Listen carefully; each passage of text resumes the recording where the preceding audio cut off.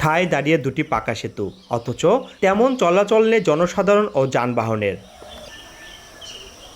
2023 সালে সিরাজগঞ্জ সদরের একডালা গ্রামের মানুষের চলাচলের সুবিধার্থে কুড়ালিয়া খালের ওপর 6 কোটি টাকা ব্যয়ে নির্মিত হয় দুটি জোড়া সেতু, কিন্তু সংযোগ সড়ক না থাকায় কৃষিপণ্য পরিবহন, স্কুল কলেজে যাতায়াত সহ বিভিন্ন প্রয়োজনে চলাচলের ক্ষেত্রে ভোগান্তি পোহাতে হচ্ছে স্থানীয়দের। ব্রিজ হয়েছে, ব্রিজের সাথে যে রাস্তার সংযোগ, এই সংযোগ সড়কটা মোটেও মেরামত করা হচ্ছে না, যার কারণে জনগণের খুব দুর্ভোগ হচ্ছে। এই রাস্তাটা করলে সবার জন্য ভালো হবে এবং এলাকার লোকের জন্য বেশি ভালো হবে। ব্রিজ দেওয়ারও অসুবিধা হয়েছে, সলপালির স্কুলে যাওয়া রাস্তা নাই। ব্রিজ হয়েছে কিন্তু রাস্তাঘাট নাই, রাস্তাঘাট হলে পরে আমরা সহজভাবে যেতে পারতাম, কাঁচা মালটা সব বাজার নিতে পারতাম, ওইলে পারি না তো রাস্তার কারণে। এত টাকা খরচ করে ব্রিজ দিছে আর এই রাস্তা হইতেছে না, চলাফেরা করতে পারি না।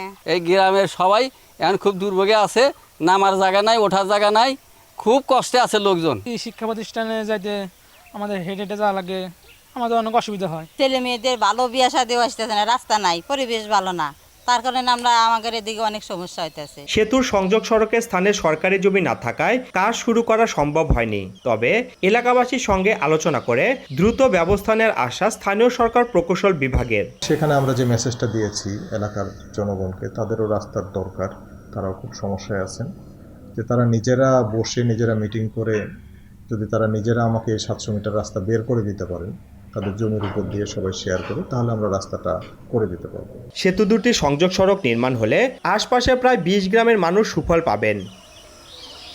রিঙ্কু কুণ্ডু, সময় সংবাদ, সিরাজগঞ্জ।